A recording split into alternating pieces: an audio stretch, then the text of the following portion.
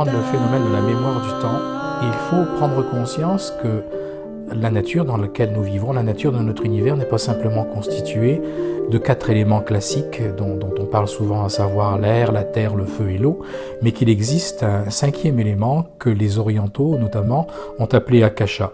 Et cet akasha serait donc le 5e élément, un élément qui agit plutôt dans l'univers comme une sorte de plaque sensible, ou en employant un terme un petit peu plus à la mode, un petit peu plus technique, un peu plus moderne également, qui agit comme une espèce de gigantesque carte mémoire de notre univers, à savoir que c'est un élément sur lequel tout s'inscrirait, tout ce qui est dit, tout ce qui est pensé, tout ce qui est senti, éprouvé, tout ce qui est fait également quelque part dans l'univers, va s'imprimer sur ce 5e élément qu'on appelle akasha. Et ce 5e élément, eh bien, on arrive à le connecter dans certains états de conscience parce qu'il est, je dirais, il se contacte sur une certaine fréquence vibratoire, sur une certaine longueur d'onde auquel a accès la conscience humaine.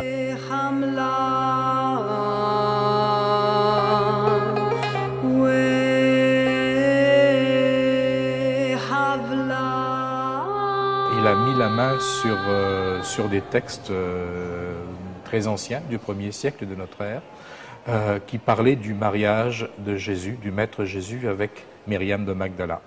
Alors, c'est une notion, ce mariage de Jésus avec Myriam de Magdala, qui dérange de moins en moins aujourd'hui, puisqu'il y a énormément d'informations qui circulent dans tous les sens, parce qu'on découvre de nombreux textes et parce qu'on est moins assujetti qu'autrefois. On est moins assujetti qu'autrefois au dogme de l'Église, mais évidemment, il y a encore beaucoup de chemin à faire pour que ça devienne quelque chose dont on puisse parler librement. En réalité, c'est quelque chose qui ne devrait pas nous choquer, qui ne devrait pas nous surprendre, et qui même historiquement peut très très bien se comprendre, parce que on oublie de prendre conscience, généralement dans l'enseignement chrétien que l'on reçoit, mais que Jésus, à l'époque, était un rabbin, on l'appelait rabbi. C'était un rabbin, avait été élevé dans la foi juive, et même historiquement parlant, eh bien, on sait très bien que pour être rabbin, il fallait avoir goûté à tous les aspects de la vie, il fallait être marié. Un rabbin était par essence marié. On a complètement occulté cette chose-là. Quelque part, ça ne gêne pas, évidemment, réellement la pensée chrétienne.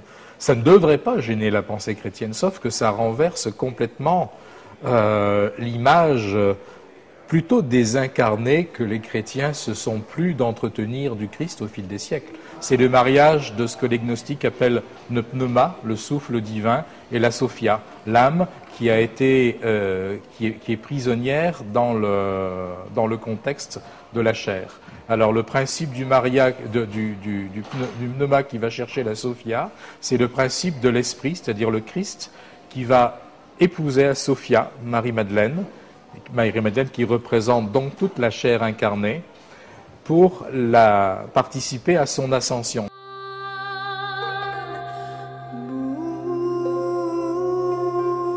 C'était un des apôtres les plus sensitifs, ayant le plus de connaissances et qui approchait le plus des concepts qu'enseignait le Maître Jésus.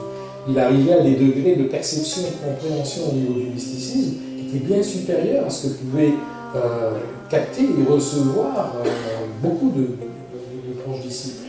Le Maître Jésus lui parlait beaucoup de façon privée, il lui confiait énormément de choses, et ça créait donc des jalousies, et ces jalousies ont concouru évidemment à faire que quand les événements que l'on sait sont arrivés, quand il a voulu provoquer ou forcer des rencontres entre le commandement romain, le Sanhédrin et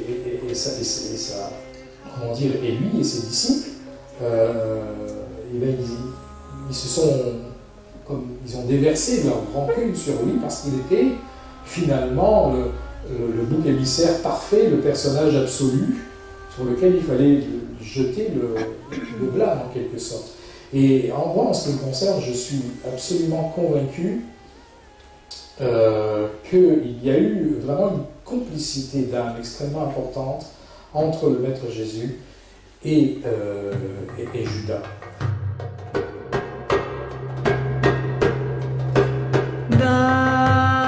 Par moments, ils étaient s'entre-dit parce que passait dans un mode supérieur, puis là c'était le Christ, le Logos qui s'exprimait, mais pas l'être humain à travers lui. Et le Christ et le Logos peuvent s'exprimer à un moment donné chez un autre être humain. Ça viendra dans le futur, ça a été vrai dans le passé. Ils proposaient des portes, des routes en fait. La porte est passée par le corps du Maître Jésus à un moment donné. Le sentier passait par lui à un moment donné, mais ce n'était pas lui en tant qu'individu incarné qui représentait ça.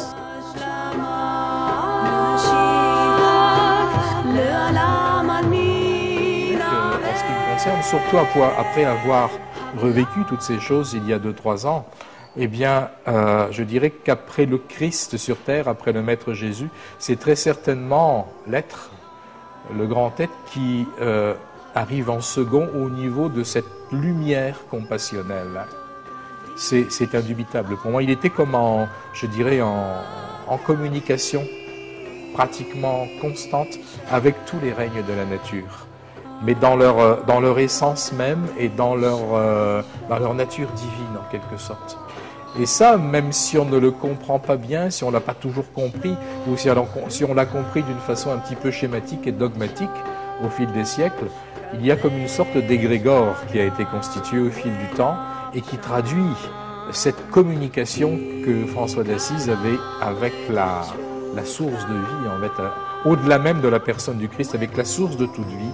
Et ça, c'est la véritable compassion, un sentiment de fusion avec tout ce qui est, pas simplement au niveau humain, mais avec les animaux, les végétaux, les minéraux, les astres, la lune, le soleil, évidemment, comme il le dit dans son fameux cantique. Et ça, c'est le sentiment de l'un, de l'unité qu'il faisait véritablement avec toute chose. Ça nous est resté, et c'est resté gravé comme dans le temps.